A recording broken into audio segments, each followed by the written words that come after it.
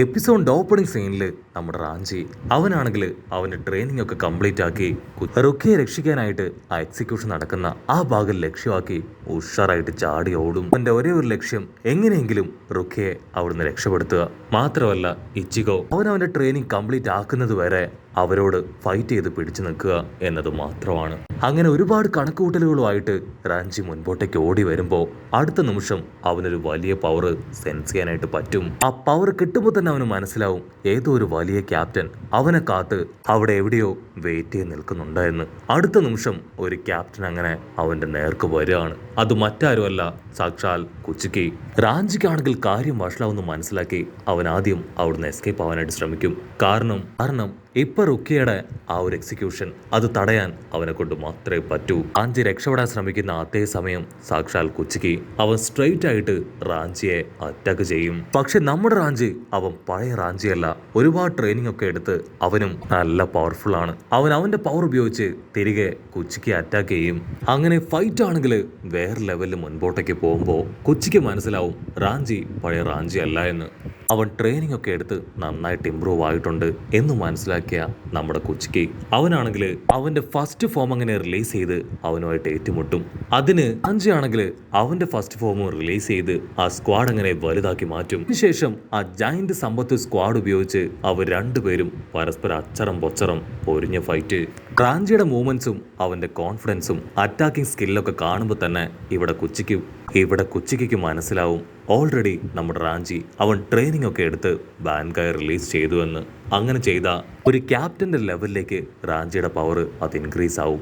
ഞാനിപ്പോൾ ഫൈറ്റ് ചെയ്യാൻ പോകുന്നത് അത് നിസ്സാരക്കാരനായ ഒരു സോൾ റീപ്പറുമായിട്ടല്ല എന്ന് മനസ്സിലാക്കി ഇംപ്രസ്ഡ് ആയി കൊച്ചിക്കോയും ആളുടെ പവർ അങ്ങനെ എൻഹാൻസ് ചെയ്ത് കൊണ്ടുവന്ന് വീണ്ടും ഫൈറ്റ് ചെയ്യാൻ റാഞ്ചിയുടെ അടുത്തേക്ക് വന്ന് അവർ രണ്ടുപേരും പൊറിഞ്ഞ അട്ടിയിടി ഫൈറ്റ്. റാഞ്ചി ആണെങ്കിൽ കുച്ചിക്കയോട് തീർത്തു പറയും, മാസ്റ്റർ എനിക്ക് നിങ്ങളെ ഫൈറ്റ് ചെയ്ത് തോൽപ്പിക്കണമെന്ന് യാതൊരു ആഗ്രഹവും ഇല്ല. എന്റെ ലക്ഷ്യം അതൊന്നു മാത്രമാണ്, എക്സിക്യൂഷനിൽ നിന്ന് എങ്ങനെയെങ്കിലും റുക്കിയെ മോചിപ്പിക്കണം. അതിനുവേണ്ടിയാണ് ഞാൻ എന്റെ ട്രെയിനിങ് അത് കംപ്ലീറ്റ് ആക്കിയെന്ന് പറഞ്ഞ് അവനവന്റെ ബാങ്കായി റിലീസ് ചെയ്യും. അടുത്ത നിമിഷം അവന്റെ സ്നേക്ക് ബാങ്കായി പുറത്തേക്ക് വരും. ഉച്ചയ്ക്കാണെങ്കിൽ ഭയങ്കര അത്ഭുതം, ഇത്രയും ഡിഫറെന്റ് ആയിട്ടുള്ള ഒരു ബാങ്കായി അതവൻ ആദ്യമായിട്ടാണ് കാണുന്നത്. ഇവനെ കൊണ്ടങ്ങനെ ഇത്രയും വേഗം ഇത്രയും വലിയൊരു ബാങ്കായെ റിലീസ് ചെയ്യാൻ കഴിഞ്ഞു. ശരിക്കും അൺപ്രഡിക്റ്റബിൾ ആണെന്ന് പറഞ്ഞ് കുച്ചിക്ക് അങ്ങനെ നിൽക്കുന്ന സമയം ആ ഒരു ബാങ്കായി അത് കുച്ചിക്ക് നേരെ അഞ്ഞടുക്കും. കുച്ചിക്ക് സാധാരണക്കാരനല്ല, ആളൊരു ക്യാപ്റ്റനാണ്. സോ ആളാണെങ്കിൽ ആ ബാങ്കായെ ഡൈവേർട്ട് ചെയ്ത് ഇതിന്റെ എല്ലാ അറ്റാക്കിൽ നിന്നും ഈസി ആയിട്ട് രക്ഷപ്പെട്ട് പുറത്തേക്ക് വരികയാണ്. ഉച്ചയ്ക്ക് ആളുടെ ഫുൾ പവർ എടുത്ത് ആ ഒരു ബാങ്കായെ അടിച്ച് തകർക്കാണ്. റാഞ്ചി ആണെങ്കിൽ അതുകൊണ്ട് ഒരു സെക്കൻഡ് ഞെട്ടും. പക്ഷെ അത് അവന്റെ ബാങ്കായാണ്. സോ സെക്കൻഡുകൾ കൊണ്ട് തന്നെ റാഞ്ചി അതിനെ പഴയതുപോലെ ഹെയിൽ ചെയ്തെടുക്കും. റാഞ്ചി ആണെങ്കിൽ ക്യാപ്റ്റനോട് പറയും, എനിക്കറിയാം നിങ്ങളെ കൊണ്ട് ഒരുപാട് ബ്ലേഡ്സ് ഒക്കെ ക്രിയേറ്റ് ചെയ്യാൻ പറ്റുമെന്ന്. അതുപയോഗിച്ചാണ് നിങ്ങൾ എന്റെ ബാങ്കായെ തകർക്കാൻ ശ്രമിച്ചത്. പക്ഷേ ഇനി നിങ്ങളെ കൊണ്ട് അതിന് കഴിയില്ല. ഇപ്പൊ ഞാനിതിനെ കൂടുതൽ സ്ട്രോങ് ആക്കിയിരിക്കുകയാണെന്ന് പറഞ്ഞ് അവനങ്ങനെ ഹായ് ആയിട്ട് നിൽക്കും. റാഞ്ചി അത് പറയുമ്പോൾ തന്നെ ഇവിടെ ക്യാപ്റ്റന് കാര്യങ്ങൾ പിടികിട്ടും. അവനാണെങ്കിൽ സോൾ റീപ്പേഴ്സിന്റെ സ്പെഷ്യൽ ആർട്ട് ഫോം അതിപ്പോ അവിടേക്ക് അങ്ങനെ റിലീസ് ചെയ്യാണ്. ആ ഒരു ആർട്ട് ഫോം ഉപയോഗിച്ചാണ് അവൻ ഇനി റാഞ്ചിയെയും അവന്റെ ബാങ്കായെയും നേരിടാനായിട്ട് പോകുന്നത്. ക്യാപ്റ്റൻ ആ പവർ അത് ഉപയോഗിക്കും തോറും ഇവിടെ റാഞ്ചിയുടെ ബാങ്കായുടെ കൺട്രോൾ പോയി അത് ഓരോ ഭാഗത്തേക്ക് അൺകൺട്രോൾഡ് ആയിട്ട് മൂവ് ചെയ്തുകൊണ്ടേയിരിക്കും. ബാങ്കായി ആണെങ്കിൽ അൺകൺട്രോൾഡ് ആവുന്നത് കണ്ട് ഇപ്പൊ ക്യാപ്റ്റൻ ചിരിക്കും. റാഞ്ചി, നീ നന്നായിട്ട് ബാങ്കായിനെ ക്രിയേറ്റ് ചെയ്യാൻ പഠിച്ചു, പക്ഷെ നിന്നെ കൊണ്ട് അതിനെ കൺട്രോൾ ചെയ്യാനായിട്ട് കഴിഞ്ഞില്ല. അതുകൊണ്ടാണ് ഇപ്പൊ അത് അൺകൺട്രോൾഡ് ആയി ഓരോ ഭാഗത്തേക്ക് പോകുന്നത്. എനിക്ക് ഉറപ്പുണ്ട് അധിക സമയം ആയിട്ടില്ല നീ ഇതിനെ ക്രിയേറ്റ് ചെയ്യാൻ പഠിച്ചിട്ട്. അതുകൊണ്ട് തന്നെയാണ് നിനക്കിതിനെ പ്രോപ്പറായിട്ട് കൺട്രോൾ ചെയ്യാൻ പറ്റാത്തത്. നിന്റെ തോൽവിക്ക് ഇനി അധിക സമയം ബാക്കിയില്ല എന്ന് പറഞ്ഞ് ക്യാപ്റ്റൻ ആണെങ്കിൽ ഇപ്പൊ ഈസിയായി റാഞ്ചിയെ ലോക്ക് ചെയ്യാണ്. അവനെ അങ്ങനെ മടക്കി ലോക്ക് ചെയ്ത് ഇപ്പൊ കുച്ചിക്ക് പറയും, നിനക്ക് യഥാർത്ഥ ബാങ്കായെ ഞാൻ കാണിച്ചു തരാം. എന്റെ ബാങ്കായെ കാണാനുള്ള ഭാഗ്യം അത് നിനക്കുണ്ടായെന്ന് പറഞ്ഞ് ആദ്യം ഒരുപാട് സ്ക്വാഡുകൾ അവിടെ മാനിഫെസ്റ്റ് ചെയ്യും. റാഞ്ചി എന്തെങ്കിലും ചെയ്യുന്നതിന് മുൻപേ കുച്ചിക്ക് ആൾ ഒരുപാട് ബ്ലേഡ് ക്രിയേറ്റ് ചെയ്ത് റാഞ്ചിക്ക് നേരെ അയക്കും. ആ ബ്ലേഡുകളെല്ലാം കറക്റ്റ് ആയിട്ട് റാഞ്ചിയുടെ ബോഡിയിലൂടെ കടന്നുപോയി ചോര തുളുമ്പി റാഞ്ചി അങ്ങനെ വീണ് കിടക്കുകയാണ്. ക്യാപ്റ്റനാണെങ്കിൽ അത് കണ്ട് ഹായ് ആയിട്ട് അവൻ്റെ അടുത്തേക്ക് നടന്നു വരും. നീയും ഞാനും തമ്മിൽ വലിയൊരു ഗ്യാപ്പുണ്ട്. ഞാൻ ക്യാപ്റ്റനാണ്, നീ ഒരു സോൾ റീപ്പറാണ്. നീ എത്രയൊക്കെ ശ്രമിച്ചാലും ഒരിക്കലും നിനക്ക് എൻ്റെ അത്രയും പവർഫുള്ളായി മാറാനായിട്ട് കഴിയില്ല. ആരൊക്കെ നിന്റെ കൂടെ നിന്നാലും സഹായിച്ചാലും നിന്നെ കൊണ്ട് ഒരിക്കലും അതിന് സാധിക്കില്ല. മാത്രമല്ല ഇപ്പൊ എന്റെ നേർക്ക് ഫൈറ്റ് ചെയ്തതാണ് ജീവിതത്തിൽ നീ ചെയ്ത ഏറ്റവും വലിയ തെറ്റ്.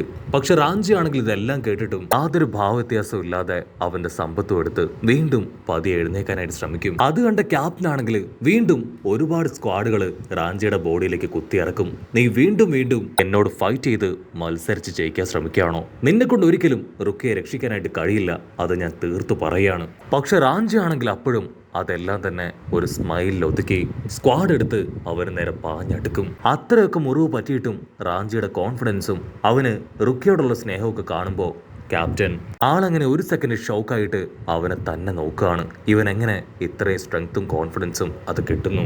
റാഞ്ചിയുടെ ഡിറ്റർമിനേഷനും പവറൊക്കെ കാണുമ്പോൾ ഇപ്പൊ കുച്ചിക്ക് പോലും അവന്റെ മനസ്സലിയും. പക്ഷെ ക്യാപ്റ്റൻ കുച്ചിക്കയുടെ മുൻപിൽ മറ്റൊരു ഓപ്ഷൻ ഇല്ല. സോൾ സൊസൈറ്റിക്ക് എതിരായി ആൾക്ക് ചിന്തിക്കാൻ പോലും കഴിയില്ല. റാഞ്ചി ദയവ് ചെയ്ത് എന്നോട് നീ ക്ഷമിക്കണമെന്ന് പറഞ്ഞ് കുച്ചിക്കയാണെങ്കിൽ ഇപ്പൊ സ്ക്വാഡ് കയ്യിലെടുക്കും. റാഞ്ചി അങ്ങനെ ഓടി ഓടി ക്യാപ്റ്റന്റെ തൊട്ടടുത്ത് തന്നെ താമസം കുച്ചിക്ക് ആ സ്ക്വാഡ് റാഞ്ചിയുടെ നെഞ്ചിൽ കുത്തി ഇറക്കുകയാണ്. ഒരു തുളുമ്പി ഒരുപാട് വേദനയിൽ നിലവിളിച്ച് അവൻ അങ്ങനെ താഴേക്ക് വീഴും. പിന്നെ റാഞ്ചിക്ക് അനക്കമില്ല.